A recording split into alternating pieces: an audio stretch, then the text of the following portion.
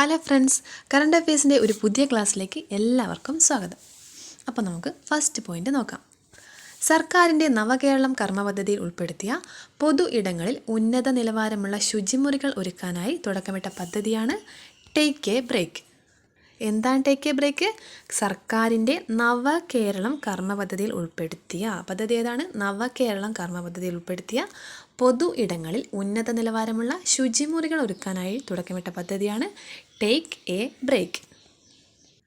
ആരുടെയും തുണയും കരുതലും സഹായവുമില്ലാതെ ജീവിക്കുന്നതും ശാരീരികമായ ബുദ്ധിമുട്ടുകൾ അനുഭവപ്പെടുന്നതും പങ്കാളികൾ മരിച്ച് ഒറ്റയ്ക്ക് ജീവിക്കുന്നതുമായ മുതിർന്ന പൗരർക്ക് അടിയന്തര വൈദ്യസഹായം നൽകുക, പുനരധിവാസം ഉറപ്പുവരുത്തുക, കെയർ ഗിവർമാരുടെ സഹായം ഉറപ്പുവരുത്തുക, അത്യാവശ്യ ഘട്ടങ്ങളിൽ നിയമസഹായങ്ങൾ എത്തിക്കുക ഇതൊക്കെ ചെയ്യുന്ന പദ്ധതിയാണ് വയോരക്ഷാ പദ്ധതി. വയോരക്ഷാ പദ്ധതിയുടെ പ്രധാനപ്പെട്ട ലക്ഷ്യങ്ങളാണ് ഈ പറഞ്ഞവയൊക്കെ. ആർക്ക് വേണ്ടിയുള്ള പദ്ധതിയാണിത്? മുതിർന്ന പൗരന്മാർക്ക്. എങ്ങനെയുള്ള മുതിർന്ന പൗരന്മാർക്ക്? ആരുടെയും തുണയും കരുതലും സഹായവുമില്ലാതെ ജീവിക്കുന്നതും ശാരീരികമായ ബുദ്ധിമുട്ടുകൾ അനുഭവപ്പെടുന്നതും പങ്കാളികൾ മരിച്ച് ഒറ്റയ്ക്ക് ജീവിക്കുന്നതുമായ മുതിർന്ന പൗരർക്ക് എന്തൊക്കെയാണ് സഹായം നൽകുന്നത്? അടിയന്തര വൈദ്യസഹായം നൽകുക, പുനരധിവാസം ഉറപ്പുവരുത്തുക, കെയർ ഗിവർമാരുടെ സഹായം ഉറപ്പുവരുത്തുക, അത്യാവശ്യ ഘട്ടങ്ങളിൽ നിയമസഹായങ്ങൾ എത്തിക്കുക എന്നതൊക്കെയാണ് വയോരക്ഷാ പദ്ധതിയുടെ പ്രധാനപ്പെട്ട ലക്ഷ്യങ്ങളായിട്ട് പറയുന്നത്. വയോരക്ഷാ പദ്ധതിയുടെ ആനുകൂല്യങ്ങൾ ഇതുവരെ BPL വിഭാഗത്തിലുള്ളവർക്ക് മാത്രമായിരുന്നു. എന്നാൽ ജൂലൈ 16 മാനദണ്ഡങ്ങളിൽ വ്യക്തത വരുത്തി സാമൂഹികനീതി ഡയറക്ടറേറ്റ് ഇറക്കിയ സർക്കുലർ പ്രകാരം ഇനി മുതൽ പദ്ധതിയുടെ ആനുകൂല്യങ്ങൾ ലഭിക്കുന്നതിന് സാമ്പത്തിക സ്ഥിതി ബാധകമാകില്ല എന്ന് പറയുന്നുണ്ട്. അപ്പോൾ BPL എന്ന ഒരു മാനദണ്ഡമില്ലാതെ എല്ലാവർക്കും എല്ലാ മുതിർന്ന പൗരന്മാർക്കും വയോരക്ഷാ പദ്ധതിയുടെ ആനുകൂല്യങ്ങൾ ലഭിക്കുന്നതായിരിക്കും. ഹൈഡ്രജൻ തീവണ്ടി. രാജ്യത്തെ ആദ്യത്തെ ഹൈഡ്രജൻ തീവണ്ടി പേരമ്പൂർ ഇൻ്റഗ്രൽ കോച്ച് ഫാക്ടറിയിൽ നിർമ്മാണം പൂർത്തിയായി. നോർത്തേൺ റെയിൽവേക്ക് കൈമാറിയ ശേഷം ഹരിയാനയിലെ സോനിപത് ജിന്ദ് പാതയിൽ ഇതിൻ്റെ പരീക്ഷണ ഓട്ടം ഉടൻ ഉണ്ടാകും. പദവിയിലിരിക്കെ പാർട്ടി ജില്ലാ സെക്രട്ടറി സ്ഥാനമേൽക്കുന്ന ആദ്യ ഡെപ്യൂട്ടി സ്പീക്കറായി ചിറ്റയം ഗോപകുമാർ. ചിറ്റയം ഗോപകുമാർ ആരാണ്?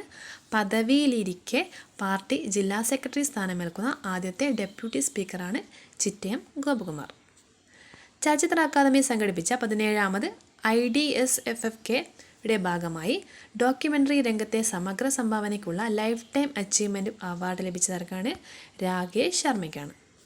2 ലക്ഷം രൂപയും ശില്പവും പ്രശസ്തി പത്രവും അടങ്ങുന്നതാണ് പുരസ്കാരം. 2025 ഓഗസ്റ്റിൽ അന്തരിച്ച ബ്രിട്ടീഷ് നടനാണ് ടെറൻസ് സ്റ്റാമ്പ്. ടെറൻസ് സ്റ്റാമ്പാണ് ബ്രിട്ടീഷ് നടനാണ്.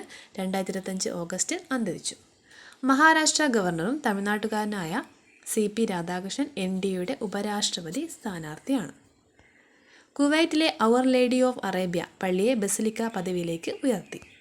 ഗൾഫിൽ ഈ പദവി ലഭ്യമായ ആദ്യ കത്തോലിക്ക ദേവാലയമാണ് ഇത്. ഇന്ത്യൻ ഫിലിം ഫെസ്റ്റിവൽ ഓഫ് മെൽബണിൻ്റെ വെബ് സീരീസ് വിഭാഗത്തിൽ നിമിഷ സജയനാണ് മികച്ച നടി. ഹിതേഷ് ഭട്ടായ സംവിധാനം ചെയ്ത ഡബ് കാർട്ടൽ എന്ന ക്രൈം ഡ്രാമ ഹിന്ദി വെബ് സീരീസിലെ പ്രകടനത്തിനാണ് നിമിഷ സജയന് പുരസ്കാരം ലഭിച്ചത്. സംസ്ഥാന സർക്കാരിൻ്റെ മരണാനന്തര അവയവദാന പദ്ധതിയാണ് കെ-സോട്ടോ. പഴയ മൃതസഞ്ജീവനിയാണ് ഇത്. ഇതിൻ്റെ പുതിയ പേരാണ് കെ-സോട്ടോ. സംസ്ഥാന സർക്കാരിൻ്റെ മരണാനന്തര അവയവദാന പദ്ധതി ഏതാണ്? കെ-സോട്ടോ. കടലിനെയും തീരത്തെയും പ്ലാസ്റ്റിക് മുക്തമാക്കാനുള്ള പദ്ധതിയാണ് ശുചിത്വ സാഗരം സുന്ദര തീരം. NV ഷീന ഏത് കായിക ഇനവുമായി ബന്ധപ്പെട്ടിരിക്കുന്നു? ട്രിപ്പിൾ ജമ്പ് താരമാണ് ആര്? NV ഷീന. സാങ്കേതിക ഡിജിറ്റൽ സർവകലാശാലകളിലെ വൈസ് ചാൻസലർ നിയമന കാര്യത്തിൽ ഗവർണറും സർക്കാരും തമ്മിൽ തർക്കം നീളുന്നതിനിടെ സുപ്രീം കോടതി നിയമിച്ച സെർച്ച് കമ്മിറ്റിയുടെ അധ്യക്ഷനാണ് ജസ്റ്റിസ് സുധാംശു ധൂലിയ. ആരാണ്? സുപ്രീം കോടതി നിയമിച്ച സെർച്ച് കമ്മിറ്റിയുടെ അധ്യക്ഷനാണ് ജസ്റ്റിസ് സുധാംശു ധൂലിയ. രാജ്യത്തെ ആദ്യത്തെ സെമി ഓട്ടോമേറ്റഡ് ട്രാൻസിറ്റ്മെൻറ്റ് തുറമുഖമാണ് വിഴിഞ്ഞം. വിഴിഞ്ഞമാണ് രാജ്യത്തെ ആദ്യത്തെ സെമി ഓട്ടോമേറ്റഡ് ട്രാൻസിറ്റ്മെൻറ്റ് തുറമുഖം. ഓക്കെ.